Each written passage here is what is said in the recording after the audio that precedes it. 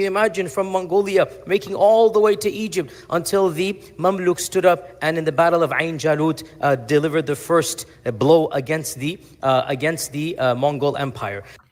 This is the first issue now, which is actually incorrect.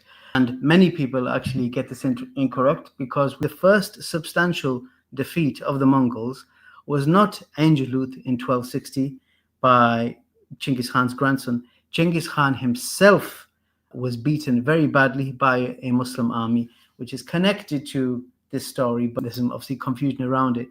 And that army was the army of the Volga Bulgars in the Battle of the Samara Bend in 1223. The Emir of the area, Abdullah of the Volga Bulgars, and they destroyed the Mongol army, the joint Mongol Tatar army, and it took the Mongols over 10 years to come back and to prepare. So this is well before Ain Jalut.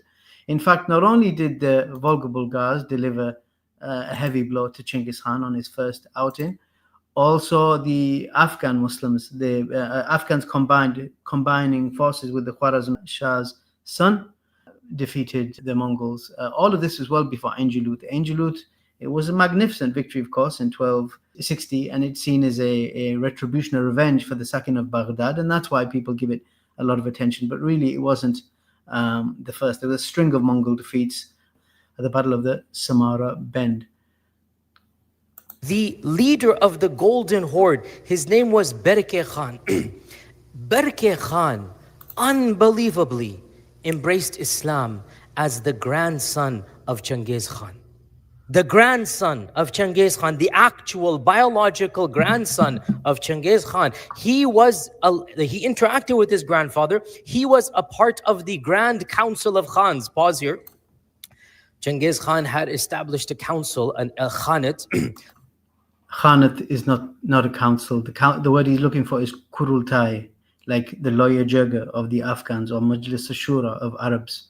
Khanate just means a small, petty kingdom or territory ruled by a Khan.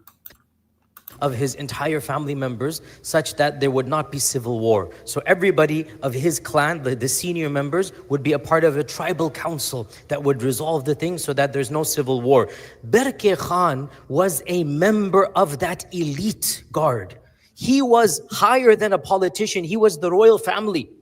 Berke Khan, the biological grandson of Genghis Khan, the one in charge of the Golden Horde. This is a well-known fact, but unfortunately most Muslims don't know their history for reasons that we're not fully certain, because the problem is, again, interacted. We don't have the amount of stories that we need. But we do know, without a doubt, that Berke Khan embraced Islam. Not only did he embrace Islam, but from all accounts, he was the biological first cousin. This is again, but the first cousin of Hulaku Khan embraces Islam. And okay, what I'm looking for, there's a bit where he basically says that some Sufis, he was impressed with Sufis, and this is how he embraced Islam. This is actually a fable, and you find that at the 7th minute. You can watch it back in your own time, for those who care to.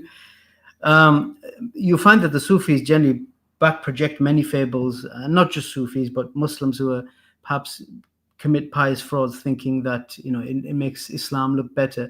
In fact, as often is the case, the original story is actually much more interesting and intriguing. He did not embrace Islam after encountering Sufis. He was raised a Muslim. Berke Khan, the grandson of Genghis Khan, third Khan of the Golden Horde, was raised a Muslim by a female nanny, a Muslim nanny. His father, Joshi, the eldest son of Genghis Khan, had given him a Muslim nanny. Why? We can speculate as to why. It seems as if Joshi himself possibly had some kind of soft spot for Muslims.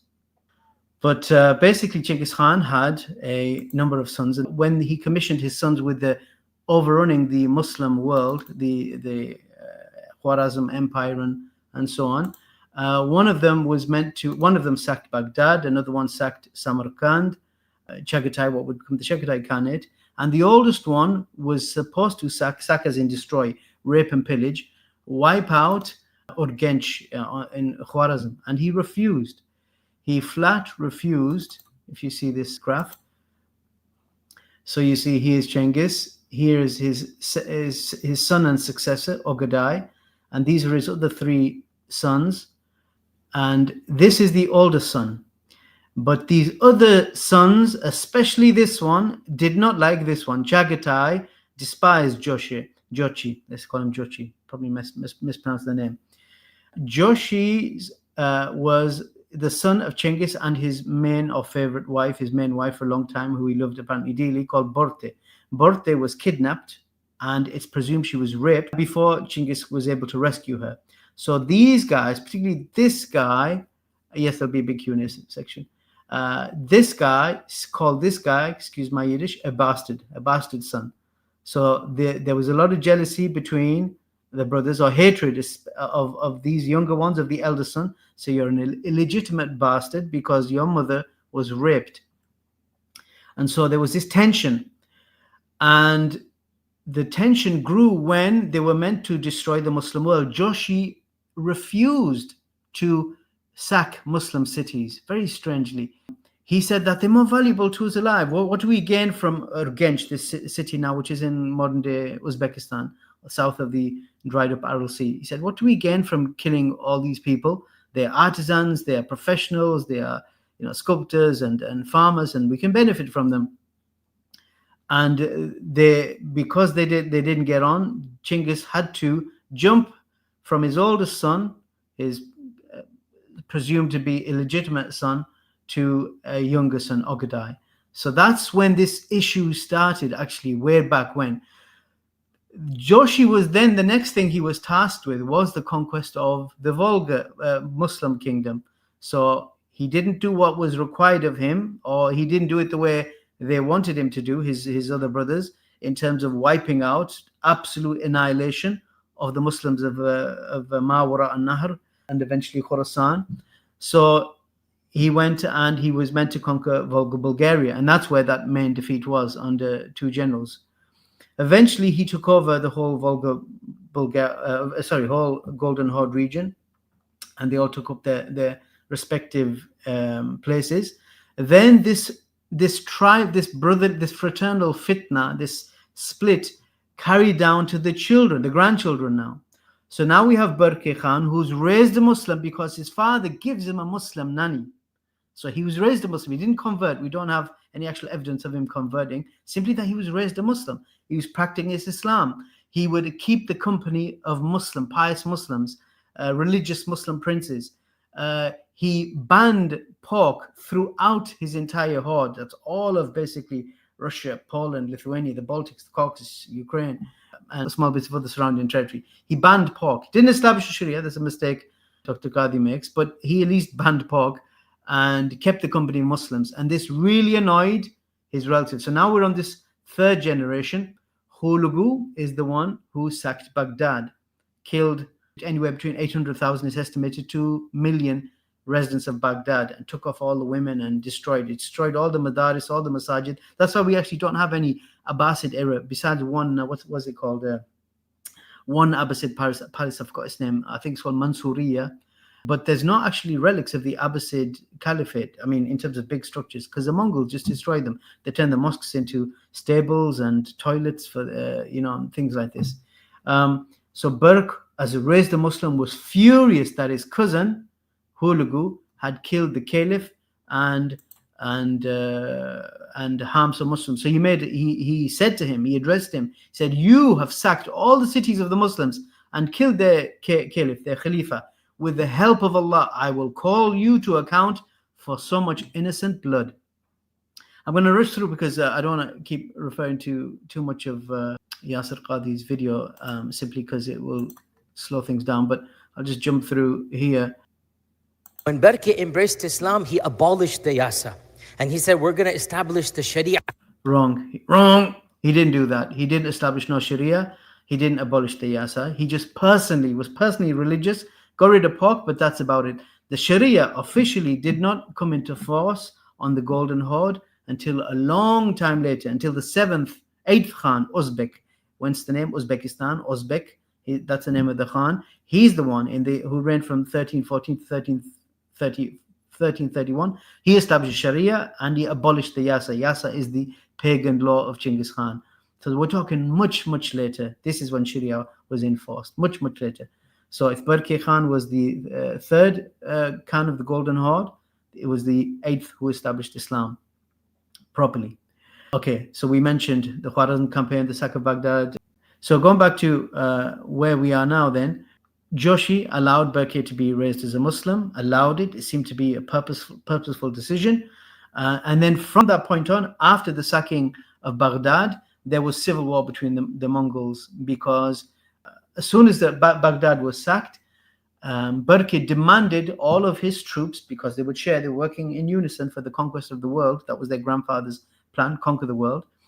So Berke said he want all of my troops that have come from my division, my sub empire, to come back.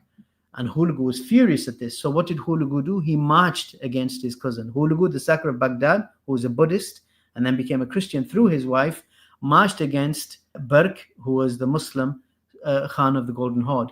And he was met as he crossed the Caucasus in the area now of Chechnya, essentially. He crossed into the Caucasus and he was jumped.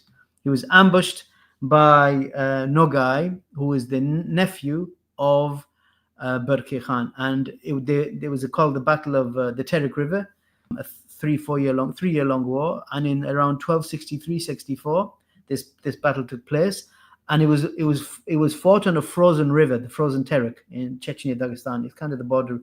This river borders those republics. And Hulagu's army collapsed under the river. The river gave way, the frozen river gave way, and many thousands of them drowned. So that looks like divine intervention. So, and even though he destroyed him, Berke called on Allah to curse whichever Mongol caused other Mongols to die at the sword of each other. So even though he was willing to, engage in the civil war, and he vowed that he wanted revenge, he didn't initiate the civil war. It was Hulagu who came into his territory, and then Nogai Khan, his nephew in general, Berke's nephew in general, attacked or ambushed Hulagu and slaughtered many thousands of his men. And from that point on, there was never any coming together of the Mongols. Berke was independent. In fact, he then decided to join forces with the Mamluks. And the khutbahs in the masajid of Cairo were read in the name of both Baybars, the Mamluk Sultan, as well as Berke. So that's the reality of it. None of this thing about, you met some Sufi sheikh and he got excited. And no, it was a much longer beef, and Islam only cemented that. And then Yasir Qadi mentions the origins of the Tatars, and he says something also wrong. Again, is it worth pointing? Maybe it's worth just mentioning this. The vulgar Bulgarian Muslims, they were Muslims before Berke Khan, but their Islam had diminished. They had almost forgotten their Islam. Berke comes along, and because he's a Muslim, he revitalizes their Islam. None of this is true. They didn't lose their Islam, nor did they need it revitalizing. Remember what we said? We said that the first battle between Genghis Khan and any Muslim empire was against the Volgas, upon which the Golden Horde was built, and they destroyed his army. And only because they got into infighting as Muslims do, 13 years later, when Genghis Khan's son Joshi and the rest came, then they was able to defeat them. So they were making jihad. It's not as if they had lost their religion. They were simply overrun by the Mongols. They did not need Berke to come and revitalize the Islam for them. They simply wanted to practice, and he allowed them to practice because he himself was a Muslim. So now we can get into, because he's about to mention, these Tatars, and he makes other mistakes, such as saying we still have Muslims in Bulgaria. Bulgaria itself, the country, today's Bulgaria has got enough, is only indirectly related to Volga Bulgaria. Volga Bulgaria is now called Tatarstan, Bashkortostan, and the area around there, and that is something that the people of the area don't like. They call themselves now Volga Tatars, but they would rather be called Bulgars. And if you go there, you'll find they have Masjid al-Bulgar. There's a group of fighters who were seen in parts of Syria and elsewhere prior to Daesh, prior to ISIS, and they call themselves, I think even in Iraq, Katiba or Kataib Bulgar, either the commando unit or the faction. You could say the faction or brigade, the Bulgar brigade. And they wear this name with pride because the Tatars, the pan-Turkish nationalists, they want to set the civilization of the region with the Mongol conquests. But the Bulgars say, no, we were Muslims since the time of the Abbasids, when they were given a delegation. Ahmed ibn Fadlan, who's, and all of these were Athari, incidentally, at the time.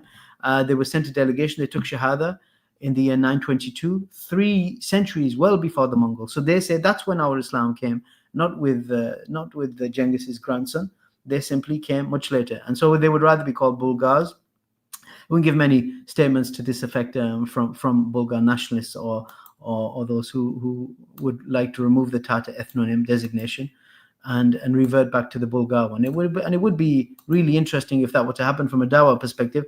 I was speaking to one many years ago, a historian, ethnographer, whatever, academic, let's just say historian from Danube, Bulgaria, non-Muslim, Peter Dobrov. He's quite well known in these kind of things, and he also said it would be really nice if there was a reversion of what is now Tatarstan and all these stans. If they rebrand themselves as Volga Bulgaria, it would immediately create a connection between the long lost brothers in Danube, Bulgaria, i.e. in the Balkans, with those who are mostly Christians, mostly but not all, as we mentioned in the last stream,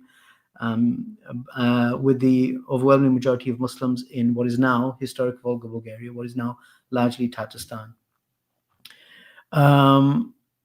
Is anything else to say upon that? No.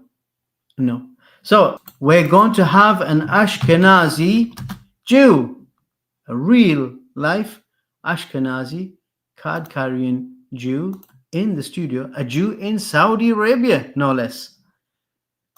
Just waiting now for our guest to join, and he has arrived. I'm going to allow him to introduce himself. Assalamu alaikum, brother. Wa alaikum salam wa rahmatullahi wa barakatuh. How are you doing? How are you doing, Sheikh? Alhamdulillah. How are So, you? alhamdulillah. So we can see your name is Ismail. I didn't want to say any part of your name that you weren't comfortable with. So you introduce yourself, what you're happy to say about yourself, and then we'll get into it. Yeah, Bismillah ar-Rahman ar-Rahim. Assalamu alaikum wa rahmatullahi wa barakatuh, everybody. Yeah, my name's Ismail, and I took Shahada about 13 years ago, 2011, I believe. And I'm from a Jewish Ashkenazi family on my mother's side, and yeah, it's been a long road, but yeah, I'm here now in Saudi Arabia. I've been here for about 11 years. I'm working, and I'm doing a bit of talab al-ilm here and there, and trying to benefit, alhamdulillah. And very interesting listening to Abdurrahman, particularly about the Caucasus region, Turkic peoples, and that's something I wanted to learn about more today regarding the Ashkenaz and particularly the Khazar. So yeah, maybe Abdurrahman, you can we can discuss some of these issues, inshallah. Inshallah, we will. But I'm sure everyone is, for the most part, far more interested in your good self than me right now. So let's dive deeper into your background. So first of all, before actually we get to you, you mentioned the word Ashkenaz. Perhaps people aren't familiar with it. What does that mean exactly? Well, Ashkenaz are what we'd say are European Jews. So you have the Sephardim, who would be considered more Semitic, and that's something we can talk about as well. Right. But essentially, the people that you see, for example, in power in occupied Palestine, the Benjamin Netanyahus and Ben Gavirs and Smotrich, these are Ashkenazi Jews. They're Europeans, and they are, I guess you'd say, they're more Caucasian than Semitic. Right. So and then, yeah, so I was going to say, and they're more atheist than religious, right? I mean, at least the founders of the State of Israel, Theodor Herzl and the rest, they didn't really believe in God. Yeah, it was more of a secular atheist movement, and with Jewish ethnicity, like identity politics, more than actual Right. like creedal Right. Judaism, so to speak. So, yeah, on my mother's side, my mum's family are from like Eastern Europe, Austria-Hungary, Poland, Germany. So it's the Jews that are from Eastern Europe primarily, and as we'll discuss today, their roots go back to more of a Turkic origin Right. than Semitic. And so then let's hear about your journey, brother, if you don't mind. How did you? Because Yeah, it's not as if you've like just dabbled with Islam. You went all in. You're all the way in Saudi Arabia, the belly of the beast, studying Islam and working there, that's looking right. the Yeah, part. So how did that happen? yeah, That's quite a big jump from being a Ashkenazi. What you've mentioned in terms of the traditionally, the power brokers of the Jewish tribe, or yeah. a version of it, and then you went all the way to the other side as a Muslim, mashallah. How that happened?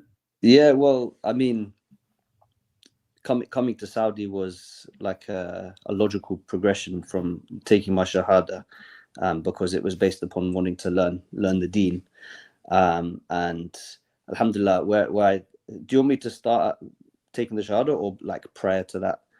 Yeah, right. Let's see how, because Okay. just in case people, it would interact with other Jews and not know how do we Yeah. approach this, and what how can you say inner secrets can you give us about the mindset and psychology, and what interesting touch points there may be in terms of dawah and benefit. Yeah. Well, I mean, growing up, like I definitely had a level of indoctrination with regards to the tropes that we hear these days, regarding poor little Israel, victimhood type rhetoric, that I remember growing up, hearing the stories about, essentially this desolate land where there's no people, why can't we just live there in peace type rhetoric. So A land for a these people, a land for a people, and how to go? A land without a people for a people without a land. exactly. So this was something that I remember hearing, and just a kind of like a very heavy focus on the Holocaust and the aftermath of the Holocaust, and how the Jews just want to live in peace in what they would call Israel, and how they're not given that peace, and the Arabs hate them, and want to kill them, and they're strapping children with explosives, and Hamas are hiding behind civilians in schools. And I heard this like when I was maybe 10, 11 years old. I can remember hearing this back then. So this kind of indoctrination and these tropes have been going on for years. So that was one aspect of it. Can I ask? Yeah. Even at that time, when you heard the name Muhammad sallallahu alaihi wasallam, what did it do to you? How do you relate to that name as a Jew before Islam? I can't really. I mean, I was so ignorant about Islam, that I can't tell you how the name Muhammad made me feel. But thinking about Arabs and Muslims, there was definitely a level of like, it was like a kind of thing of the indoctrination of like, they don't like us, and they don't like us, they feel cold towards us. I remember having these kind of thoughts and these kind of feelings, but when I started interacting with Muslims, when I moved to London when I was 16, these things quickly broke down. In fact, before, but like, one of the things that when I was younger, because I grew up in a very secular liberal family, and the Judaism was like oh, hello, am I still there? Yeah, you're still here, brother. Yeah. Yeah, the Judaism was kind of like an like identity, like is more like just an identity rather than actually believing in the tenets of Judaism, which is what Zionism is essentially. And but obviously now it's kind of it's mixed with like Orthodox. There's like a, you know, like the settler fanatics. Yeah. They have a mixture of this Zionist nationalism and so-called orthodoxy. But when I was growing up, it was very much like liberal, secular, with a Jewish identity. And that maybe made it easier for you to access Islam, Islamic material or Islamic friends and Yeah, content. exactly. Yeah, exactly. Because on one hand, it was like, on one hand, I was raised with a kind of a very anti-racist type of like ethos, because of like my mother and father they grew up in like the 70s in London, where there was like reggae punk two-tone movement, which is kind of a musical genre where it was like almost revolutionary with regards to anti-racism. But I later found out that this Zionism and this ethno-nationalism that is within my family is like purest form of racism, but it's kind of selective racism. So anyway, like growing up, I was very open to different cultures, but I did have this like block or fear of Arabs and Muslims, specifically because of the rhetoric that I was indoctrinated with when I was growing up. So then at what point? So maybe you're going to get that. So at what point then did you actually take the leap? Well, but prior to that, I just want to say one of the things that always resonated with me growing up was like the underdog, or the person, the oppressed, from a young age. So I always kind of what's the word? I was always drawn to like the underdog or the oppressed, or like things to do with like justice, fighting oppression. So like even the music I used to listen to before when I was a musician was very like kind of conscious music, and lyrically about, you know, fighting injustice and oppression, whether it be hip hop or punk or whatever that I was into at the time. And so when I got a bit older, I was interested to go to the synagogue to see kind of what it was all about. And the stories that used to resonate with me a lot were the stories about David and Goliath, Dawood and Jalut, and Musa and Fir'aun, and, you know, like the minority that were kind of oppressed, fighting against the oppressor, and succeeding. So these things kind of resonated with me. And when I think I was about 14 or 15, there was a documentary called John Pilger's The War You Don't See. I don't know if you remember that. I read John Pilger, but not by that name. Yeah, The War You Don't. Yeah, and that was about the Iraq War, and the coverage and exposing the kind of the realities of what actually happened there, regards to warmongering and the oppression that took place against the Iraqis, and I can't remember if they spoke about Afghanistan and the invasion of Afghanistan and the false news coverage. So that kind of was the initial stage of like the veils coming, like there's something more to this situation than the rhetoric that we're exposed to in the media. And then that also led on to questioning some of the things that I've been taught growing up.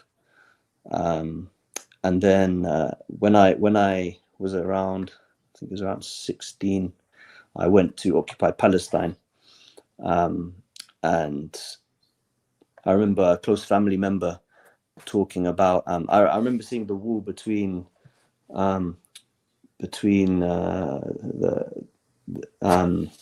West Bank, as you're going down to Bahr al-Mayt, the Dead Sea. You go through Al-Quds, like Jerusalem, and there's like the Israeli side, and then there's the Palestinian side.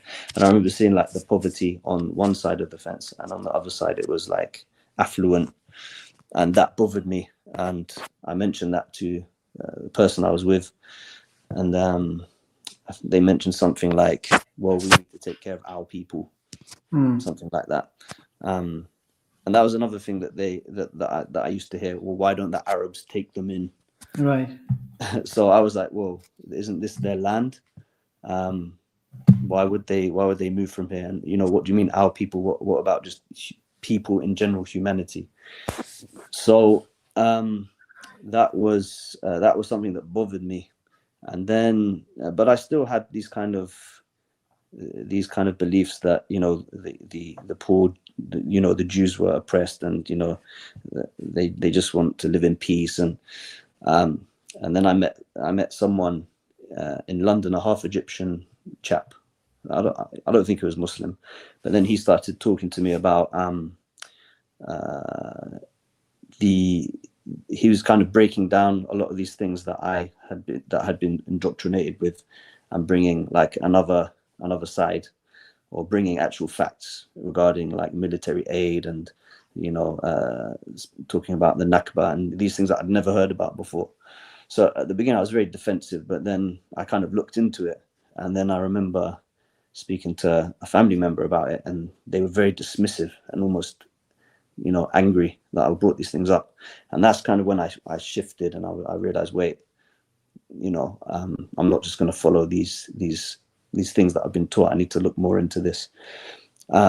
So I was already open to questioning things that I've been taught, and this kind of left me open to looking into other faiths, and Islam in particular. I kind of started to be a bit more drawn towards it because of some friends that I had around me at the time. So where am I? Yeah. So basically, I was looking towards. I became more interested in actually looking into Judaism from a creedal sense as well. So I ended up going to like a bookshop and picking up a translation of the Old Testament and like a Jewish prayer book. So I was looking into that, but it didn't resonate with me at all. As I started to read it, it kind of read as like a how would you say, like a kind of historical text. So it didn't do much for me. And another friend of mine, he was kind of in and out of the deen at the time, and I learnt bits and pieces about Islam from him. And so I kind of had this feeling like I want to look into reading about. I want to look into reading the Quran to see what it's about. So yeah, long story cut short, because I've spoken about this many times, I'm kind of repeating myself. Like, sure. On my YouTube channel, I spoke about this in depth, and in other podcasts. But long story cut short, I I read a translation of the Quran, and it just hit me in a different way, and that kind of opened up the whole journey from there, really, essentially. Alhamdulillah. Yeah. Great. Alhamdulillah. And what about studying Islam in Saudi? How's that going? Well, benefits? yeah. So alhamdulillah, Allah blessed me. Well, Allah chose for me to take Shahada 10 minutes walk from Brixton Masjid. So alhamdulillah, as soon as I took Shahada, I was introduced to Da'wat Salafiyya and ilm, and which was very important, because at that particular time there was a lot of fitna regards to Daesh and al-Muhajirun making a lot of noise in London. So being in that location, I was able to, I was guided to, understand Islam from the correct sources, you know. So straight into classes, you know, tafsir, Ibn Kathir, and being exposed to, you know, mushayikh like Sheikh Al-Albani and Sheikh Uthaymeen, Bin Baz, rahmatullahi alayhim. So that really helped, and also there was an environment of like there was a lot of talk about going to studying in Egypt or in Yemen in Damaj, and of course Saudi Arabia, Medina. So because because I came into such a exciting new thing, I kind of went in kind of all guns blazing, excuse the pun. So yeah, I left the music industry. I was in the music industry before as well, and I kind of wanted to replace that, the fitna of music, with, you know, learning as much as I could about Islam. So Saudi Arabia, I applied for Al-Qura and Jamiat al-Islamiyya in Medina, but that didn't work out. So the next kind of thing was, okay, you can go and get a teaching certificate and work out there and study. So yeah, that was the route I took. So I got a teaching certificate together and was able to get a job. And this is about, I think, 2014, I believe. So eventually was able to get a job, and kind of I've been here since, and I've tried to you know, like starting out learning Arabic for the first, you know, 5 to 8 years. It's still ongoing, and then getting to a point where I could start benefiting from the mashayikh here, and different dawrat, and, you know, different opportunities to study here, you know, outside of work. Unfortunately, well, qaddar Allah ma sha fa'al, but not to the same extent as a real full-time talib al-ilm. But alhamdulillah, just being around the environment of talib al-ilm and being able to sit with mashayikh and go to dawrat and you know, go to halaqat in Medina, for example, and it's been absolutely, you know, amazing, alhamdulillah. Alhamdulillah, that's really, really good. Alhamdulillah. And I hope to be back there soon as well. So we'll meet up in person, inshallah. And then and then regards your seeking your, in terms of the ethnic ancestry origin story that you started with, how far did you get? And that will segue onto maybe this other thing we'll get into. Yeah, well, I mean, I didn't know anything about this Turkic Khazari ancestry. That was never something that, you know, I heard about. And I can't remember how, but I came across this book, The 13th Tribe, written by an Ashkenazi Jew, European Jew, Arthur Kessler. Arthur Kessler. Arthur Kessler, yeah. So I remember, I honestly can't remember how I found this book. But anyway, me and a friend of mine, Khalid, we drove up from Riyadh to Mecca, and on that trip we read the book. Like, we both took turns driving, and one person would read. And so we read the book, and it was amazing, like to learn about this side of, or this possible side, because of some people have said it's kind of it's not academically credible, but the sources. Have you read the book? A long time ago. Yeah, I've been through it. I like kind of speed read it. Okay. Yeah, years ago. One of the main sources, I believe, is it's like an Islamic source, and I can't remember the. It's like I think it was one of the tabi'een or tabi'een, who traveled through those lands and documented what he saw of that empire. Yeah, that it needs to be fact checked. It needs to be verified, referenced properly. But yeah, that was the first time I heard about this thesis that the Ashkenaz, the European Jewry, are of Turkic Khazari descent, and the Khazarian Empire was in the Caucasus, and they were like this is what the thesis of the book. They were an empire an empire in the Caucasus, a pagan empire of Turkic origin, and they were between an encroaching Byzantium Empire and was it Abbasid, or one of the Muslim empires of the time, and for a political move, they could have become Christian or Muslim, but they chose to become Jewish, converted en masse, so they could be like neutral between the two empires and basically benefit from both of them politically and economically. And that, the Ashkenaz European Jewry descend from them. So that's the first time I heard it when I read this book. Very, very interesting. So that kind of put, and also the author, he mentions that one of the reasons why he feels it's important to put this book out there, in his words, was to fight anti-Semitism, because if you can show that like we're not actually Semitic, then what's all the fuss about? There should be no anti-Semitism.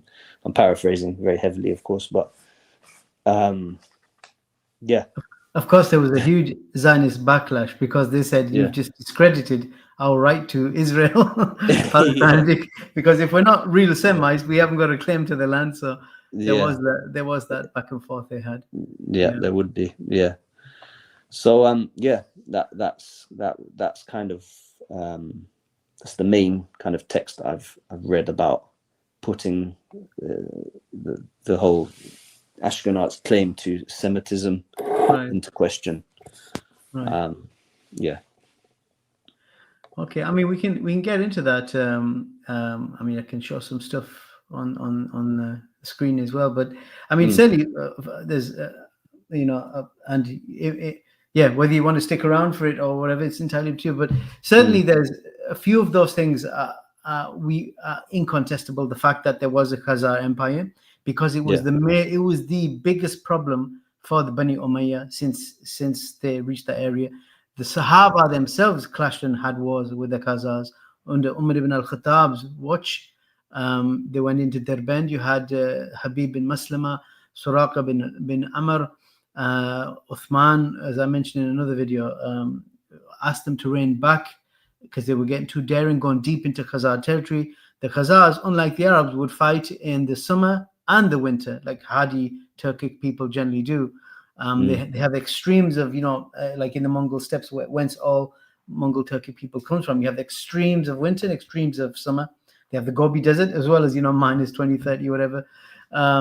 So whereas the Arabs could only fight in outside of winter, they couldn't bear really to fight out the winter. So the Khazars would come through the Caucasus and attack the Arabs in Azerbaijan and places like this in the winter months, and they really they got savaged many times. So there was direct interaction at the time of the Salaf from Sahaba onwards with the Khazars. So we know that's one thing we know, that they existed, and the Muslims and the companions interacted and fought them. We also know that yes, they did embrace Judaism, and for the reasons you said. Like let's see if this should see. Oh, I have to share the screen. So if bear with me, I'll just get back to there. Here you can see, or you should be able to see a coin. Let's see a bit more. So this coin, it says apparently, although I can't make it all out, it says Musa Rasulullah. So this was a coin minted by the Khazars using the Arabic script. What's it dated? I mean, it's dated in 838 of the Gregorian calendar. And just as the Bulgars they embraced Islam in 922, after these people had become Jews, and then the Christians were the last of the people in the region, either Russians, to take one of the three so-called monotheistic faiths. So this is a map from it's a German map. Germans have good maps, but sorry, can you see that? Anyone? Can you see the map? Yeah, I can see Oh, it. okay, right. Yeah, Yeah. I've got lag. This is the thing, you see. I may have messed up myself because I've got a bigger lag than the people who are watching, so it comes on Okay. your screens before mine. But Yeah. can the mouse be seen as well or not? If I move the mouse around? On my No. screen, it can be seen. Oh, you can. Oh, Yeah, great. but I'm not watching from YouTube though. I'm That's using. true. Yeah. So. Actually, I think it is on YouTube. So Okay. basically, yeah. So this is, of course, what it says is the Abbasid Empire, but as we said, it's from the Khulafa Rashidun. They were in this area, Derbent. That's the capital, the southern capital. Balanjar was there.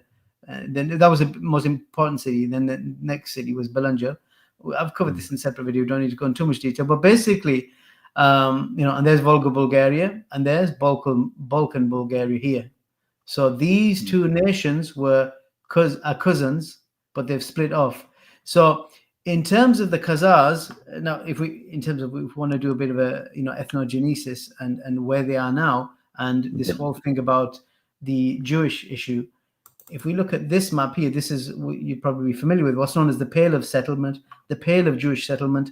So this is where most of the Jews of the Ashkenazis came from in prior to World War II, prior to even the First World War. So you can see from the Baltics here to the Black Sea here. Hence Benjamin Netanyahu's from here, and and that's why they often say go back to Poland, because that's this was essentially the same as the Polish-Lithuanian Commonwealth, more or less had the same landmass. So this is the Pale of the Jewish settlement, and so Khazar. Crimea was included. There's a Crimea. Yeah, there were a lot of Ashkenazi from there also. I don't know about a lot, but actually we can actually show exactly how much based on some surveys. If you look here, here's the percentages.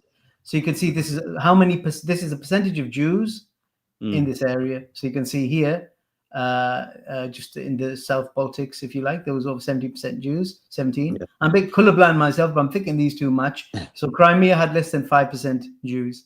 Yes, but either way, that's the same place. And of course, Khazaria, the border, the outer limit would have been from here. So there was some crossover. Okay.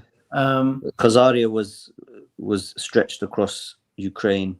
Yes, the south tip of Ukraine, basically the same place where what Russia have taken now of the captured of the Ukrainians, the Dnieper River here. They've taken that, and that borders, because it's a natural border, it's an easy border to maintain. There's a big fat river running through it. So it more or less follows this line here, and then they went over to what is the middle Volga region all the way down to the Caucasus. So so they had, and then there's another one. This is now being promoted by how can you say neo-Nazis. Recently, there's a big thing saying that the invasion of Ukraine is for the Khazars to retake. They're trying to retake their area. But this puts it into kind of perspective. This is obviously the symbol of Star of David. That's one of the early capitals, Atil, which is more or less on the spot of what is now Astrakhan, and Balanjar, more or less now what is Makhachkala in Dagestan. And there's a Crimea, you see Kiev, part of now obviously Ukraine, etc. Volga, Bulgaria to the north. So the Khazars, and then we'll move on now to one more map, just because we're going to hone it down as to who are the Khazars today, if indeed they do exist. So who has a more credible claim? This is a CIA map. Has some issues. We could do some ta'liqat on it if we wanted to, but for time. But essentially, you'll see there's three main people here, three main families of nations: Indo-Europeans, Altai, or generally we call Turco-Mongol, and then you have Caucasian. So, as in from the Aboriginals of the Caucasus Mountains, which is different from the Altaics, who, even though they are there, they come from the Mongolian steppes. And Indo-Europeans, of course, is the largest group, family of nations, all the way from the borders of China all the way to Ireland, and now, of course, everywhere else through conquest and settlement. So, of all of these people, we can actually see here that the family that nowhere here, and certainly not amongst the Turkic people, we can actually see the family that the language family that the Khazars belong to, or even the Bulgars. Because they, with the exception of one small autonomous region in the Volga called Chuvashia, their language is not spoken. It's died out. The Turkic dialect of the Khazars and the Bulgars. The Bulgars themselves apparently there's a claim that they're actually Afghans originally, but then they became Turkified through political reasons. But anyway, so you've got the Oghuz language, the Oghuz branch of the Turkic language, spoken by Azerbaijan and Turkey today, and Turkmenistan. And then you've got the Kipchak language, which is predominant here, Kipchaks, and also by the Tatars. And then you've got the Karluk Turkish, spoken by the Uyghurs and Uzbeks. And then you've got this, if I pronounce it right, Onuguric language, which was spoken by the Khazars and the Bulgars at the time, and still by the Chuvash. So if we're looking for that, it doesn't exist. However, this one group here, Kumyk, if you can see the mouse, which is this darky bluey type of thing here, they claim, and there's some credit, they've got as much credibility as anyone else, frankly, to be the actual surviving, the pure remnants of the Khazars, except that they don't speak that language, they speak a Kipchak language. And they are well known today, even in Saudi you had one. Maybe people won't realize. I'll just play a clip of the last famous Kumyk to have visited Riyadh, in fact, just last week. I'll play a clip. Straight back to work.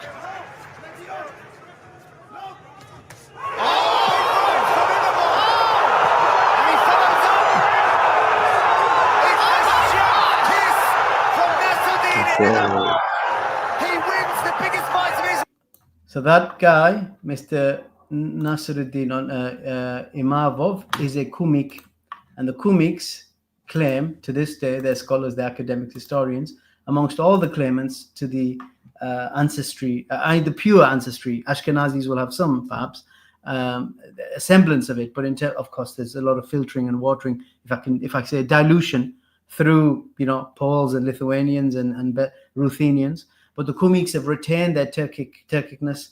There's another famous one. I'll play an interview he gave. It's a really nice interview of a brother who's also a British Kumyk, British Khazar. I know you've been kind of being asked about this a lot ever since you did the interview with Full Reptile, but it stands out. A guy who's 21 and very, very good at the sport, saying that, because of religious reasons, you might not be able to fight much longer. Can you just talk about, for people who haven't seen you speak about this, sort of what is going on in your mind in terms of what the impacts on your career moving forward? I just believe that there's better life than sports, like family, religion, and you see life more, because I have been in this sport for a long time, since 15 years old. I just been in the camps, gym, and don't see family much. So I want to get my goal, become youngest UFC champion, and just enjoy time with my family, I think, and learn more about religion. So is it more about the missing time with family, or is it more about the religious conflict that you have? I think both together. I think time flies very fast, and I have to think about next life. In other religions, it would be, I've heard fighters say this all the time, like, God put me on this planet to do this. Like God has no, definitely has brought me to this point and given me this talent. Why do you think you view it so differently? I think that there's different reasons. There's to helping people and stuff like this. You've been created to be tested on many things, I think. And if you become rich, I think he tested you more than actually poor guy. So I don't think that's the right thing to say, to put you to be, how did he say? That he brought you here to do this, and that this is the path that he set for you. Not like fighting wise and damage people like Charles and stuff. Maybe, they get upset after, and, like we don't see what's inside his heart after the fight, and opponents, they get upset. It's bad for the person, and you make a person upset, Mm-hmm.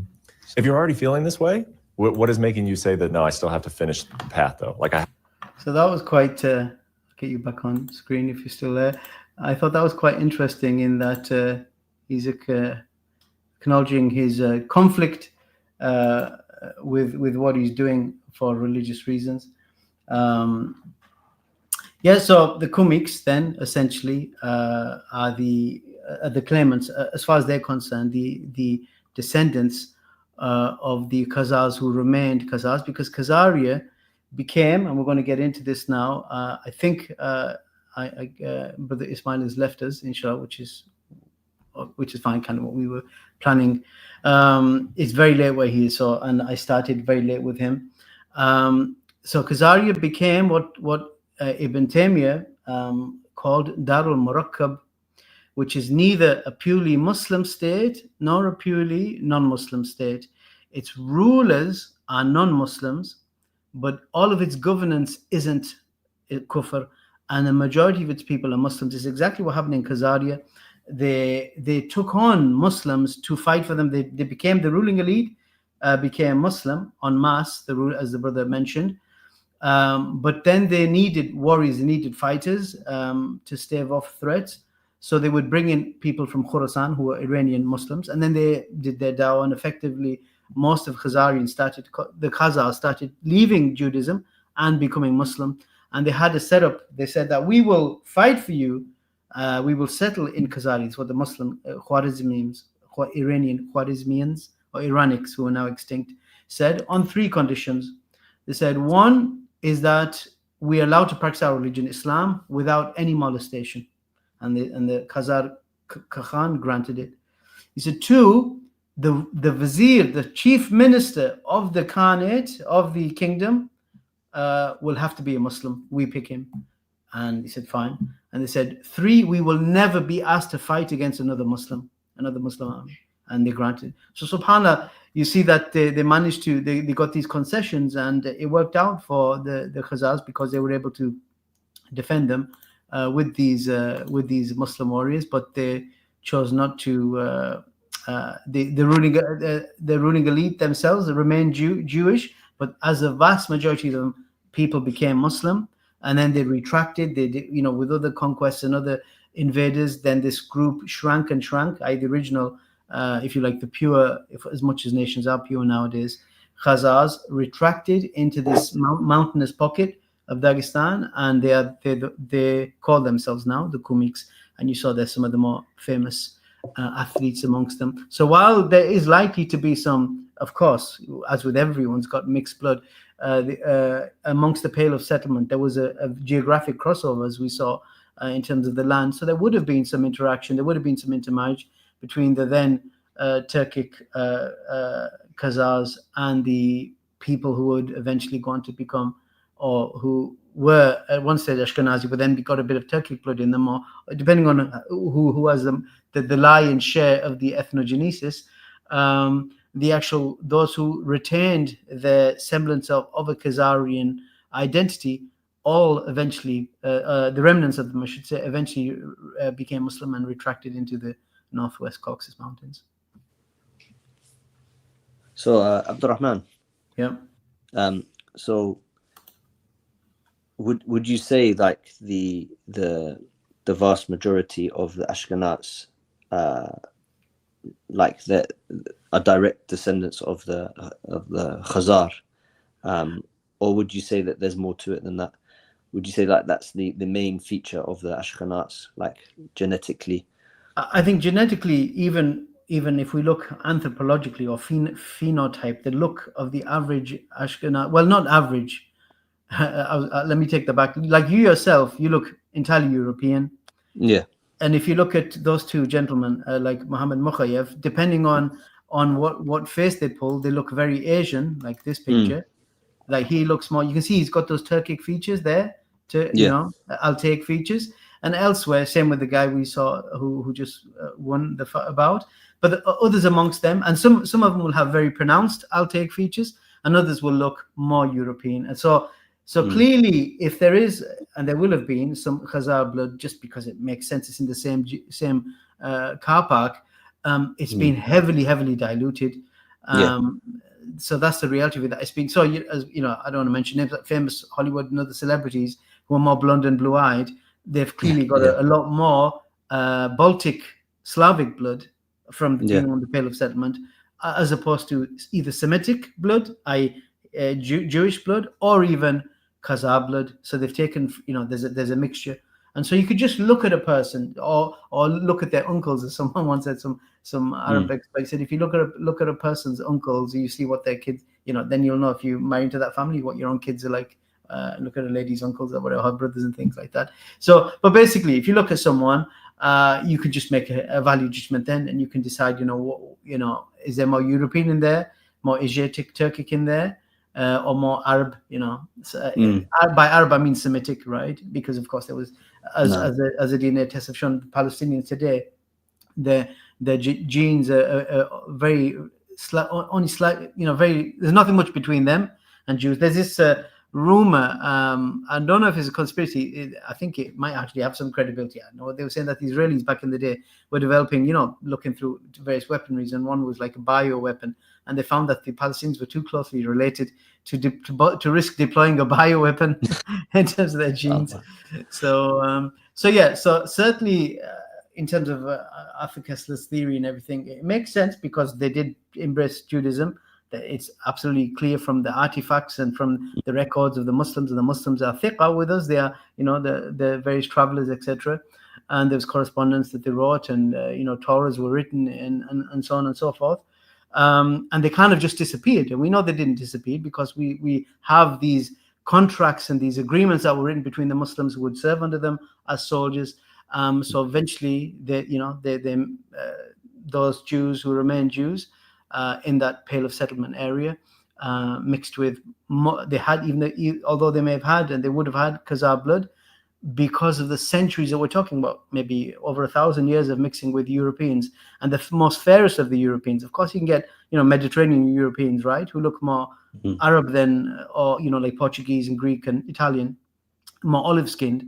But we're talking at the very blondest part of Europe here, at least east of Scandinavia, right? The Baltics. This is the blondest part of Europe, fairest, most Aryan, ironically, most Aryan part of Europe. So that's going to have even though the Caucasian, as in white gene, is recessive compared to Mongoloid or Negroid gene, if I can use those terms, they're a bit antiquated.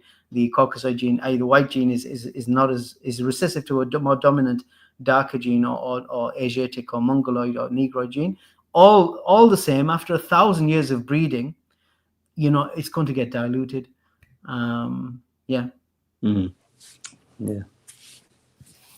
Well, Jazakallah khair, Abdurrahman. It's 2:30 in the morning here, so I'm gonna love you and leave you. And pleasure, brother. Pleasure. I'll listen to the rest of this on my drive up to work, inshallah. Inshallah, great. Jazakallah khair. Thank you for having me on, and thanks for coming. Learned a lot from you. Jazakumullah khair, and likewise. We'll speak soon, inshallah. Yes, and there we go. We're going to jump straight into this issue now that we had with this whole thing about if someone curses the Prophet, if someone does sub of the Nabi, they're shatim, they're mock or ridicule, insult the Prophet. How should we deal with them? And this, of course, came off the back of the last stream with that thing that happened, for those who don't know, with I Am Warner, where a person approached the dawah table. I don't know if we need to play it again, but he approached a dawah table in America, and I'll play it. I called my dog Muhammad once, and he gave me like a wink. What is this? What'd you say? Are you serious? I'm sorry. That's the only bit we need to hear. He said, I called my dog Muhammad once, and he gave me a wink, and then he got manhandled a bit. Not beat up massively, but he got manhandled. He was apologizing, and of course, there seems to be a split online. Many Muslims are saying that there was really bad dawah, and others are saying that, well, if you call Muhammad a dog, or you say you call your dog Muhammad, then this is ridiculing the Prophet, insulting the Prophet, and ordinarily a person would be killed for this. And so those of us who are saying this was very bad form, we got some backlash, and I want to get into that. I want to make the case that I wasn't able to make last week, now that we know that these things seem to be working. First of all, I think it's very important to say, I don't have a problem with this brother at the outset attacking him, even if, I'm not encouraging this, by the way, so let me hear me out, please.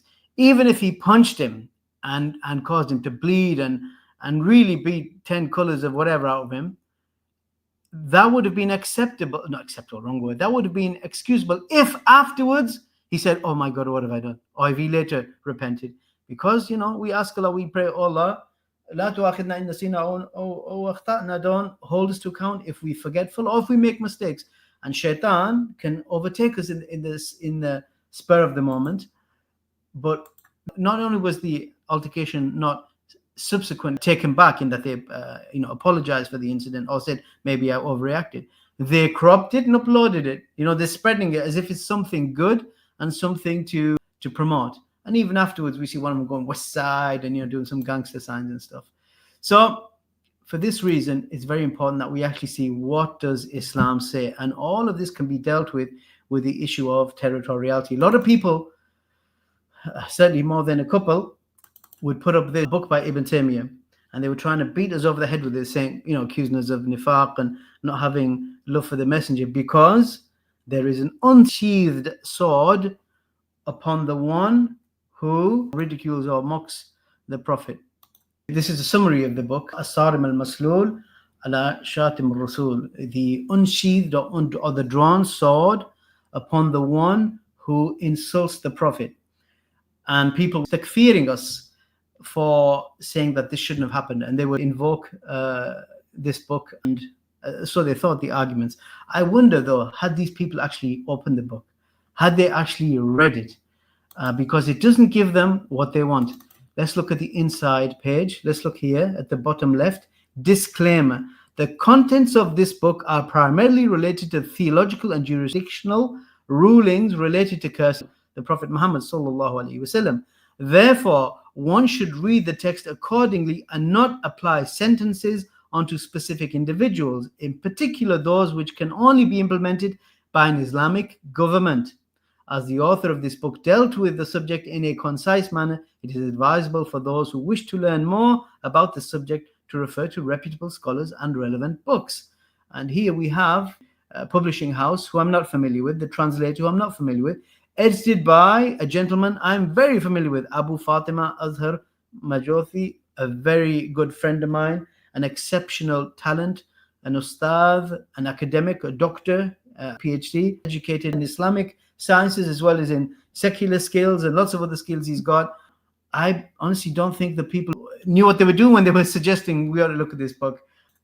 Look at what it says on page 8 and 9. Look at the top. Neither is this book a call to those who reside in non-Muslim countries to implement any prescribed punishment upon any person who insults the Prophet or any of the other prophets. Okay, so let's actually see what Ibn Taymiyyah actually said. As I mentioned in the last live, the entire book was written as advice for the Muslim rulers of a Muslim land on the necessity of dealing the capital punishment upon the one who blasphemes against the Prophet. That's what the book was written for. It's got nothing to do with anyone outside that situation, that scenario. And the first underlining line, which from a particular page I picked out, it says, Al-Hudud la yuqimuha illa al-imam aw na'ibihi. He's saying that the hudud, the corporal punishments, are not established except by the imam, meaning the ruler, the leader of a Muslim country, or his deputy, someone he deputizes to do those punishments on his behalf. And then he goes into detail, he goes into the rationale. And a lot of people brought up this hadith, which I'll bring up. Again, the naysayers, they would bring up this hadith and say, accuse us of betrayal of the Prophet, and they'd say, look what happened here. I'll leave it on screen, I won't read it word for word, but essentially a blind man had a handmaiden who he really liked and had children through her, and he was very fond of her, but she would constantly mock the Prophet in his presence. And it got to, and he would ask her to stop. She was a non-Muslim, and it got to such an extent that he had a fit of rage, and he basically killed her. He stabbed her.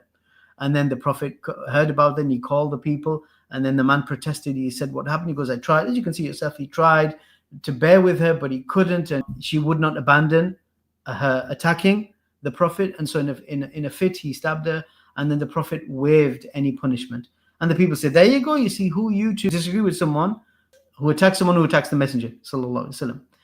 But again, this hadith falls into the issue of territoriality and liability. Who is liable to take out a punishment, and in which particular political situation? So Ibn Taymiyyah talks about the example here, which we don't know go into, but I highlighted. He said this is hadith where the Prophet said, he said the hudud are applied upon your possessions, or the ones you own.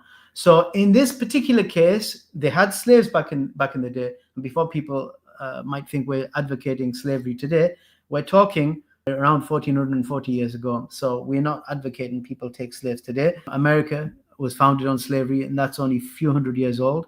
Add another 1,000 years, and that's the time frame we're talking. So just as a father or mother can discipline their child, and they would not allow ordinarily someone else to come in and discipline their own child on their behalf, likewise, within a master-slave relationship, there's an element of discipline that's allowed. However, as Ibn Taymiyyah goes on to explain, it doesn't go beyond a ta'zir, or a kind of what's the word? How do you translate ta'zir? Disciplining. It doesn't go beyond disciplining. And he said the scholars have differed as to the issue of capital punishment and amputation. And the reason is because this should be, as he explains, according to some of the scholars, this is the right of the imam, the khalifa, the ruler, to do that level of punishment. And so this is the discussion that Ibn Taymiyyah has about this very issue, about that, and he brings this hadith up earlier in the book, several places. He references that same hadith, and he talks about it, and he talks about it in general. And people brought up Hafsa having executed a witch, someone who practiced witchcraft, who was under her charge, and Ibn Umar allowing it, being the male guardian of the family, etc. But all of these exceptions, they have an explanation, they have a political context, which we're about to get into.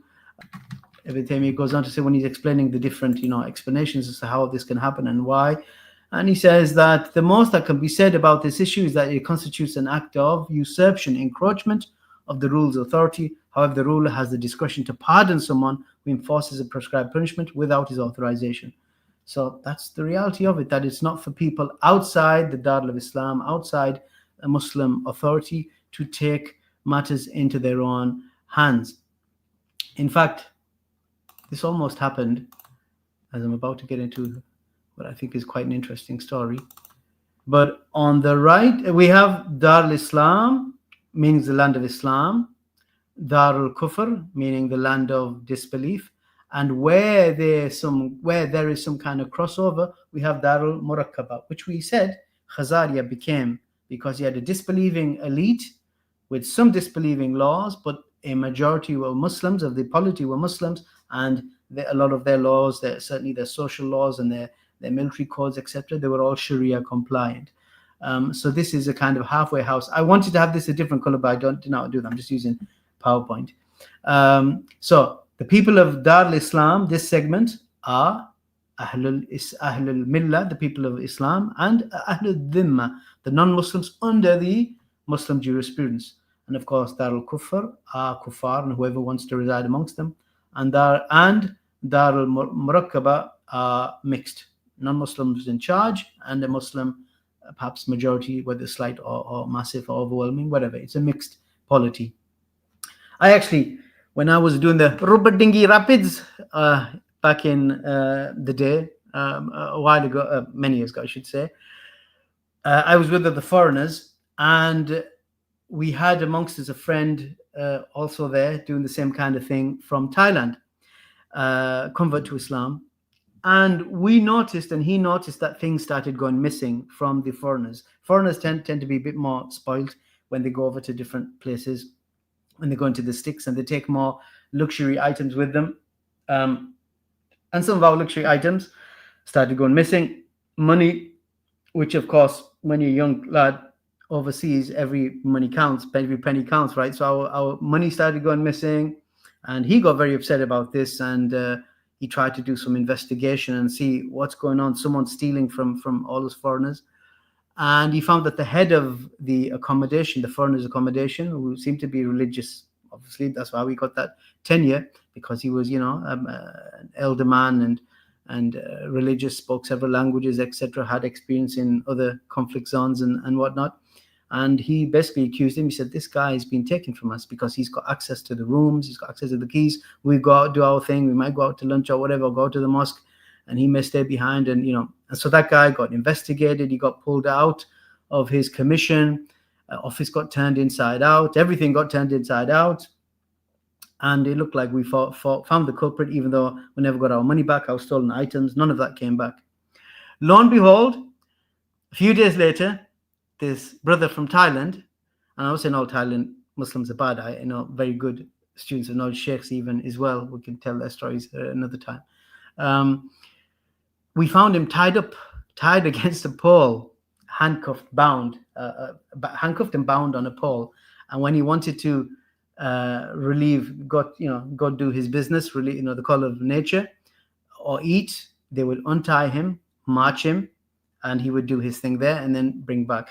And apparently he was the one who'd been stealing, and he projected his guilt onto this innocent sheikh as a way of, well, it can't be him because he's the one who's calling all the theft out, but it was him all along. He'd been stealing. Not only that, but he'd been molesting other younger boys, not us, thankfully, but younger boys who were there, maybe relatives and of the foreigners or of the locals, trying to have basically, sordid relations, man-to-man or man-to-boy relations. And he was caught. So we thought, khalas, let's do him. Let's apply the hudud on him. He deserves to be executed. So we got really excited. And we thought the foreign contingent said, we approached the emir. We said, this guy's got to die. He's been stealing with us. He's been trying to sleep with us. He's been trying to do. He certainly might have did it to someone else. Might have actually got away with it. Let's do him. Let's take him out. And then the emir or the ustad, he looked at us with a serious amount of disappointment. And this ustad, by the way, was not shrinking violent. He was from the SSG. He was an extremely tough, real tough cookie. Has many street battles in endurance exercises against American special forces. He would leave them in the dust. We believe that about him. He went to North Korea just to specialize in hand-to-hand combat after having already, got all his stars, etc. He went and further pursued taekwondo at a very, very high level. And he looked as a disappointment. And he said, in England, do you have criminals? We said, of course. He said, in England, did they steal? We said, yeah. We have thieves. Okay. And do you have, homosexuals? Yes. And you see them, they're places where they congregate? Yes. And there are people who fornicate, even amongst Muslims, yes. And people who attack Islam, attack the Prophet, mock you, yes, all of that. Okay, do you chop their hands off of the thief? No. Do you execute the adulterer? No. Do you lash the fornicators? No. Do you kill the homosexuals amongst you? No. If you don't do that amongst yourselves, why don't you do that? Oh, because there's laws. Okay, so you think you can abide by the laws in a non-Muslim country, in Dar al-Kufr, but in the land of the Muslims, we have no authority. We just do things willy-nilly like this. And so that was the first shock that we gave, and I personally received, and it was a lesson we learned that there are peoples and places and people in power and procedures for these things, and the Sharia has accounted for all of them. Incidentally, this just to finish on that story, that guy, they handed him over rather than letting us deal with him. They handed him over to the intelligence agencies, and they worked him over, and they found out that he was a spy. He confessed to everything. He confessed and coughed up much of what he had used that was stolen. He was spying for a neighboring country against the Muslims, and he kind of justified to himself, well, if I'm spying, I may as well do stealing as well, and I may as well try to have relations with other kids and other guys if I can as well. So there you go. But anyway, how did we get there? So Dar al-Kufr is of two types. Dar al-Kufr, the land of disbelievers, it can be broken up into two types. Dar al-Harb, of which the citizen is a Harbi, and Dar al-Ahad, of which the citizen is a Mu'ahad. And I've just put the swords to symbolize war, Harb meaning war or combat, and olive being, olive branch being a symbol of, international peace, etc. And we know Allah says in the Quran, wa ufu bil ahd, innal ahd kana mas'ula, and fulfill every covenant, verily the covenant will be questioned about. So the resident of the Dar al-Ahad, the country where there's a treaty, which is a version of a non-Muslim land, he's a mu'ahid. That is what applies to you and I in the West. We are bound by the social contract, Remember, we played the video, and I could play it again, maybe with the voice off, of Ibn Uthaymeen explaining this, directly addressing Muslims in Britain, but applies, of course, to Muslims in all non-Muslim countries, where we are in a state of social contract, where we have this ahad, this covenant, the country of the covenant, or the abode of the covenant, the abode of the treaty of agreement between the Muslims and their non-Muslim authority. That, we can live here, we can worship here, we can study here, and in return, you will allow us to live, and there will be no fighting. And this is different from Darul Harb, the abode of war, where the citizen is a Harbi.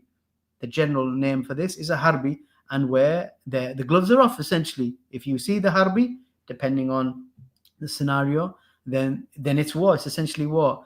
And it has to be said, amongst those who've marred the distinctions, the huge distinctions between these diyar, people like Muhammad Hijab, he would refer to, they would justify their aggression or some of their behavior when dealing with Islamophobes or whoever it may be. Say, well, they're Harbis. This is nonsense.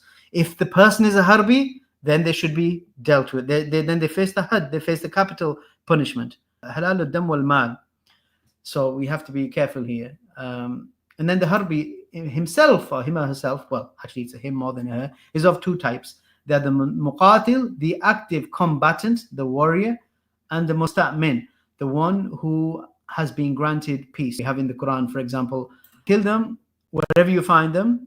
This is in a state of war, of course, not willy-nilly anywhere, and drive them out from where they've driven you out. That is the active combatant, the Harbi, who's active combatant in Darul Harb. But then you also have the musta'min, who's taken sanctuary from you, who's refused to fight you. And it could, ordinarily this would be women and children, but it could be lots of others, which we don't need to get into right now. We have the ayah that when the mushrikeen come, if anyone asks of the mushrikeen, the polytheists, seek your protection, then grant him protection, hatta yasma' kalam Allah, so that he may hear the word of Allah. Thumma ablighu ma'mana, and then take him to a place of aman, a place of security. That is because ذَلِكَ بِأَنْهُمْ قَوْمٌ لَا يَعْلَمُونَ. That is because there are people who do not know. So from the Harbi, you have the active combatant, and then those who you can grant safety and security, should they request it from you. And you can imagine, women and children and non-soldiers and even soldiers who would surrender, and it's in your interest, it's in the maslaha of the Muslims to take them as prisoners, etc. And then they would be given this aman, they would be given this safety and security. How can we look at this another way? We can look at it this way. You have Dar al-Islam, the land of Islam, where the Shatim al-Rasul, the one who wants to revile the messenger, who wants to mock and blaspheme, he has to stay quiet, because as-Sarim al-Maslul, or the Sarim is Maslul, the sword of the Imam, the leader, the Hakim, is unsheathed, is drawn. So the mu'min, the believer here, is happy because he knows that the one who wants to potentially, because we're not saying every non-Muslim wants to, but who wants to potentially ridicule the Prophet, he can't, because the sword of the Muslim is unsheathed.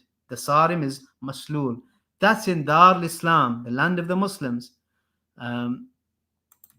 Whereas in Dar al-Ahd, in the land of treaties, the abode of contracts, where we live, those of us who live in non-Muslim lands, the Shatim is free. The blasphemer can blaspheme all he likes. We're not saying it's a good thing, right? But he's not halal ad-dam wal mal. It's not that we can take his blood, his or her blood and property. Why? Because as-Sarim al-Maghmud, the sword of the Hakim is first absent. The Muslim ruler is absent. Therefore, the sword is sheathed.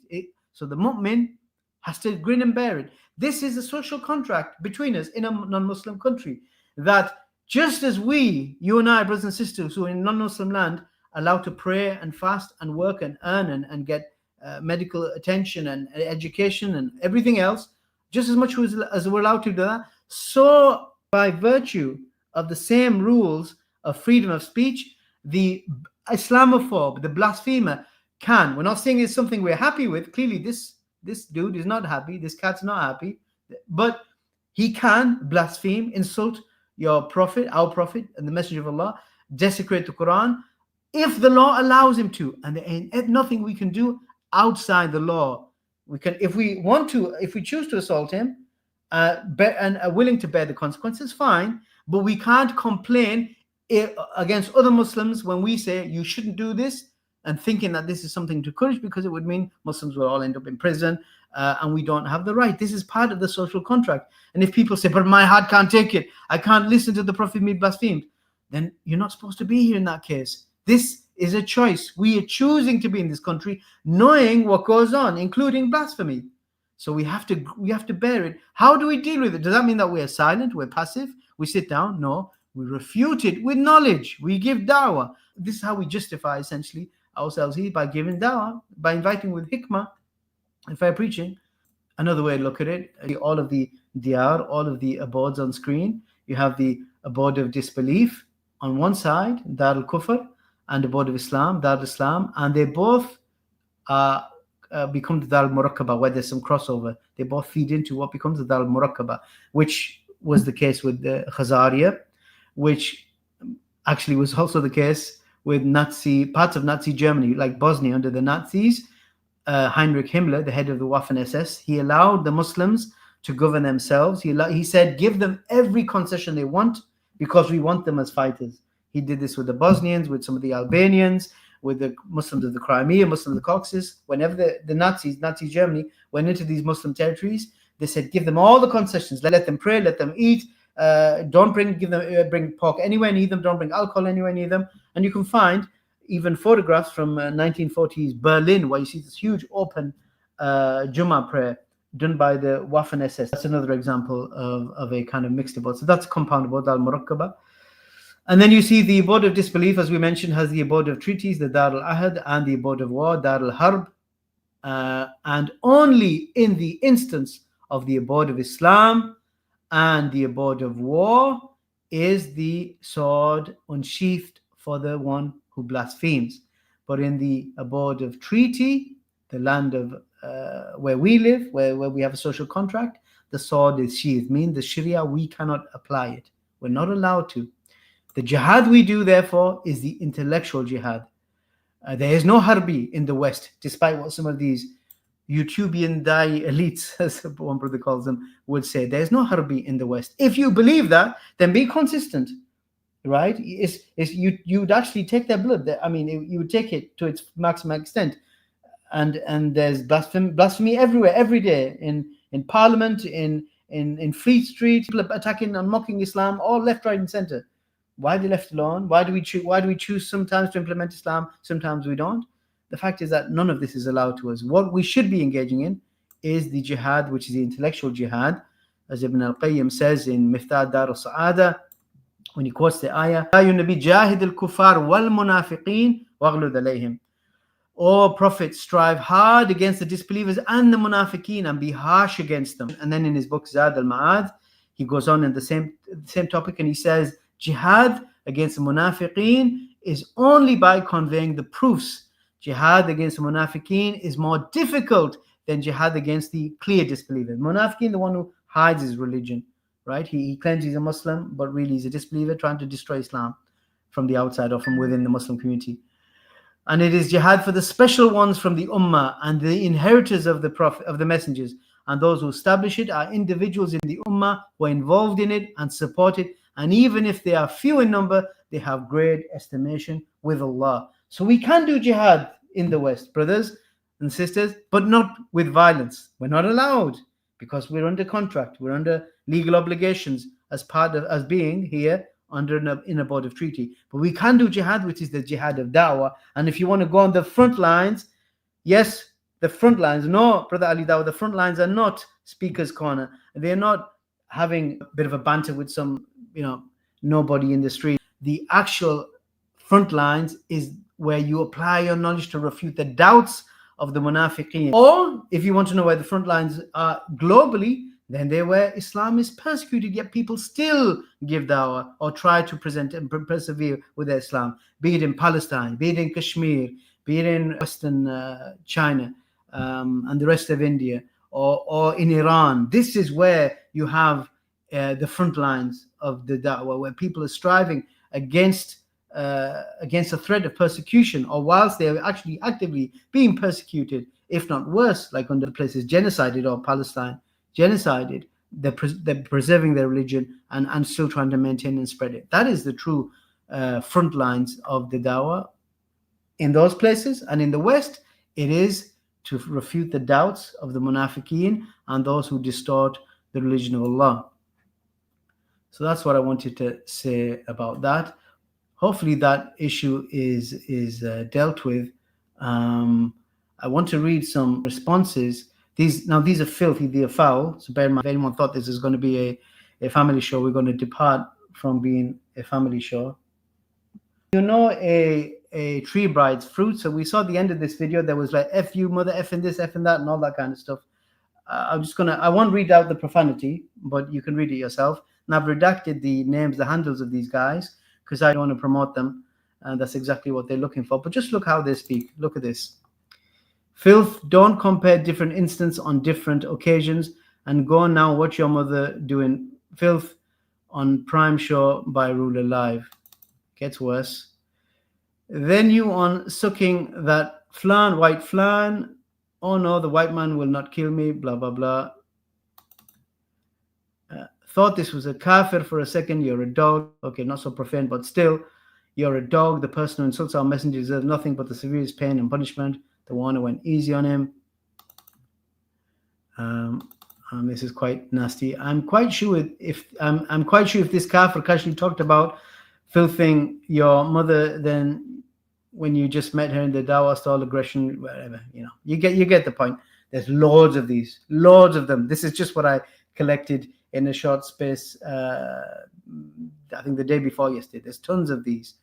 I can't believe they actually advocating it. Okay, well, when your opinion isn't the all be all, the all and be all, and you're not some tyrant rule over us, filth, flan, have some honor before I come degrade the honor of your family and tell you to follow the Shia and shut up. I mean, what are they suggesting they want to do here? So this is the hot-headed people. This is what you get when people don't follow Islam, don't refer back to the source texts. It's went on longer than I wanted to because we lost the first 40 minutes. I'm going to miss out the bit Julani in Saudi, and we'll maybe cover that in a separate stream.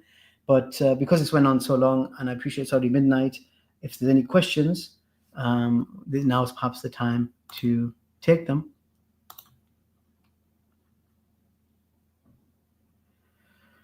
Yep. So if any questions were asked much earlier, I don't know if I'll be able to see them, but if anyone can see them now, we can try looking at them. If not, then we can call it a day. I just wanted to say that, again, going back regards to that guy, how is it? It's not inconceivable that, he was on some substances, be it opioids, that he was depressed, that he thinks he goes to, he time travels with his dog, that he thinks he talks to his dog. People who live in the real world meet people like this, right? You meet people and they're depressed and they go through all kinds of issues, and, there's no evidence that the person actually meant to insult the Prophet. It's an assumption. And like I said, if the person reacted violently, I don't blame him at that instant. What is unforgivable is to then crop it and put it up to encourage this. I think this is good, because you will drive people away from Islam, and perhaps have already driven many away, and you will give fodder to the disbelievers. Are these streams going to be regular? Yes, inshallah. Again, I'm not happy with how today's went because the first 40 minutes, but inshallah we'll try. Now that the pilot, we know how it works, inshallah it'll work smoother. So yeah, once a week I'll try to make them. Human the stream was also made because I'm in Sweden. No, the Sweden issue I covered in short form before the stream went up. But but you'll find on other platforms we dealt with the Sweden thing, which is to say, no one's going to grieve over the loss of that guy. He was a terrorist. He actually murdered. He's got blood on his hands. That guy, Salwan, the Quran desecrator. And then something more recent happened in Sweden, but I'm not aware of it. I haven't checked the details. I know there was a stabbing or a killing, 9 people, but I need to. I'm not up to date with who the culprit is. Autistic people, yes, it's true. People have no filters. I know people, friends, family who have no filters and say are very rude, but they don't mean it. They just, you can't control it. Barak Rafiq. I'm glad someone liked it. Someone says it's a good like. You know, when you get thrown off your game and you're used to things being very organized, you know, you get thrown off the schedule is what I mean by modern game. It could really mess things up. Yeah. In fact, well, it depends. I could show you something from the. No, what? I was gonna get into the Jelani thing. We leave that. Any other questions? And I know it's very late. Late in the UK, less so in the States, and to the west of where I am. So if there are no questions, yeah. By the way, I saw while I was doing the Berke Khan thing. Yeah, I'm not saying that Genghis Khan didn't lose skirmishes. We're saying the first major battle, the major campaign, major war that he lost was against the Bulgars. He lost several skirmishes, but they're kind of inconsequential because, you know, a full campaign needs to be checked to consider it a loss. Because in fact, part of their tactics was actually allowing some losses, like when they took which city was it? Was it Bukhara? They went round the Kizil Kum and they marched and they allowed the Baghdad. They allowed the forces to come out and slaughter the Mongols. So they actually lost, 20,000 or whatever men. But that was part of their tactic because they wanted to draw out the enemy. And they do this a lot, the feigned retreat. So it doesn't actually, so the skirmish, losing an odd battle here is not what we meant. We mean the major campaign was checked for over 10 years by the success of the Mujahideen of the Bulgars. Very true. Ibn Taymiyyah's participation in the Battle of Marj al-Safar, in fact, is a far more consequential battle than Marj Dabik. Marj, as you mentioned that, actually, we can throw up a nice graph here. Oh, nice. So here, this man, Ghazan, is the one who Ibn Taymiyyah fought against. Hopefully that will come up on the, yeah, you can see it now. This is the man who Ibn Taymiyyah approached. I've got a video on that sometime, got to drop. He was a Buddhist, and then he became a Christian, if I'm not mistaken, and then he became a Sunni, and then he became a Shi'i. Shi'i mixed with the Yasir, though. He still like venerated Genghis Khan. So takfir was pronounced on him, and he led the Mongols in Marj Safar. I can't remember the exact year, where Ibn Taymiyyah was the most important element of the battle. Had Ibn Taymiyyah not rallied and the emirs and the Mamluks to fight and the people to fight and defend Syria, in all likelihood, as had happened before, Ghazan's forces would have overrun and conquered Syria. But because of the success of that battle, where Ibn Taymiyyah again was the most prominent player, the Mongols were never able to threaten seriously Syria again. So it's actually a more consequential battle than Ain Jalut. Ain Jalut gets a lot of, rightfully so, a lot of attention because it was the first one that the Arabs, although Arabs were a smaller contingent, but an Arab land where the Mongols were beaten. But as we said, they were beaten by Afghans, they were beaten in smaller battles or bigger battles by Bulgars, etc. But Marj Safar was the most significant battle that they had with the Muslims of the Central Islamic lands. Any other questions?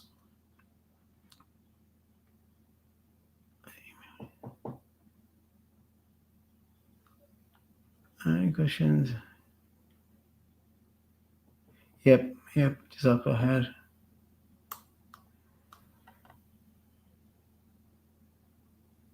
So if there's no other questions, and again, I don't want to go back to this topic, but because it was rushed again, everything's got pushed or diluted 30 minutes left and right. There were other proofs, other arguments, rational arguments we could have made against doing these kind of things.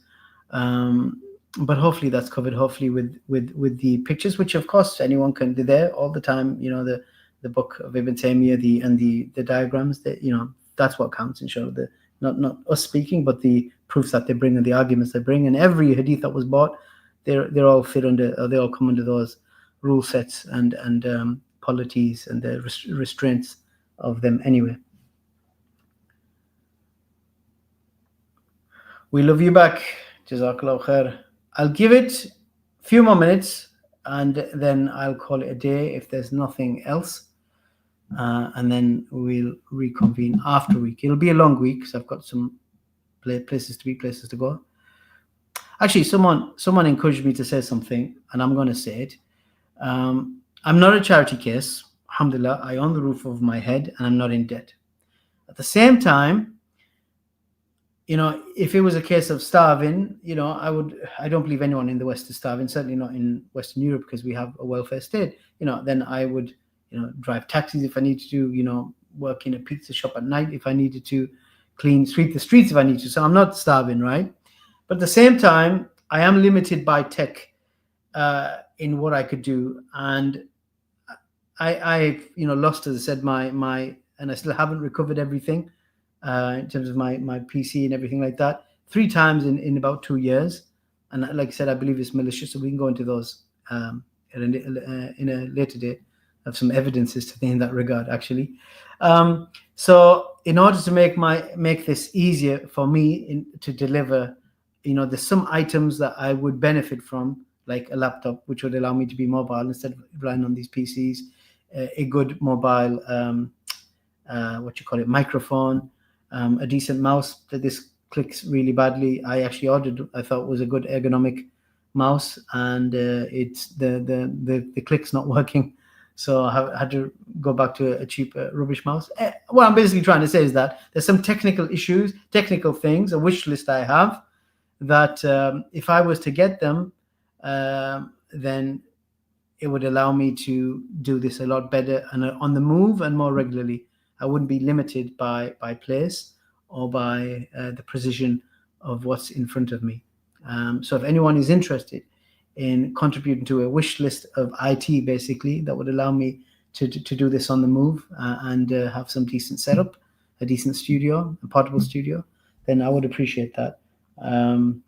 Yeah, that's all I'll say on that, and maybe I'll set up I think I have a GoFund, but I haven't really done anything with it. Any other questions? We'll call it in soon.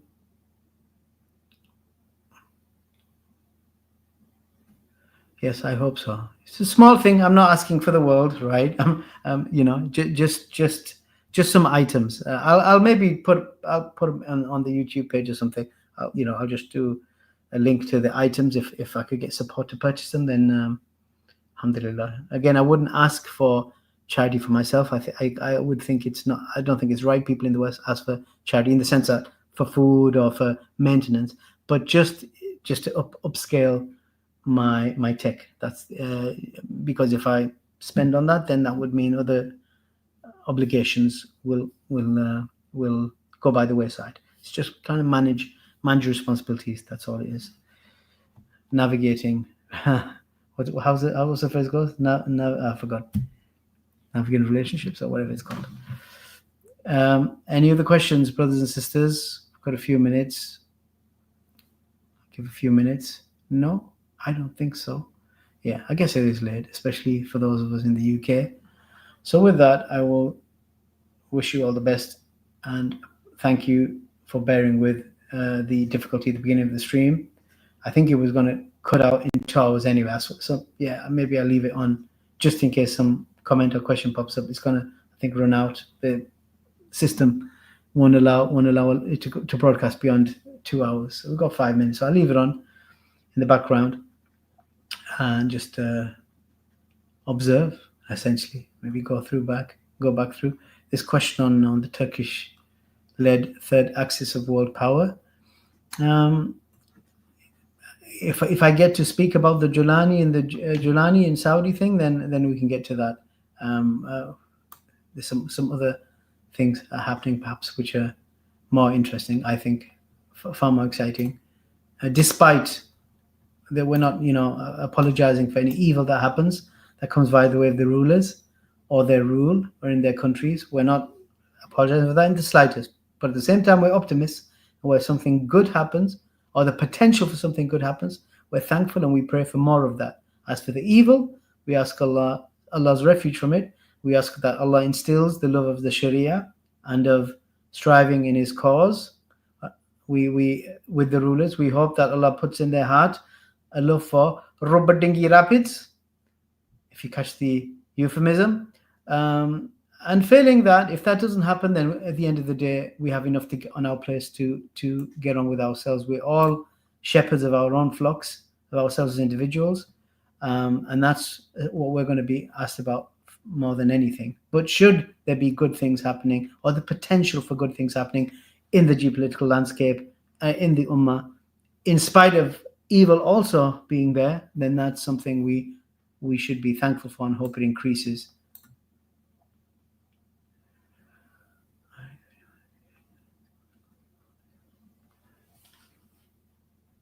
Yeah, the video about the Turkish Chinese Muslims before the Japanese, they were actually Chinese.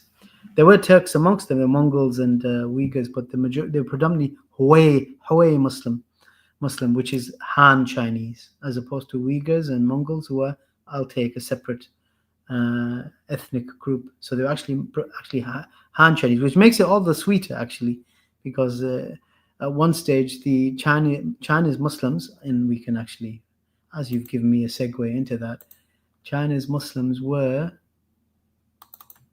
since the age of this guy here, if you look at the bottom, the very last, what would you call this? Slab?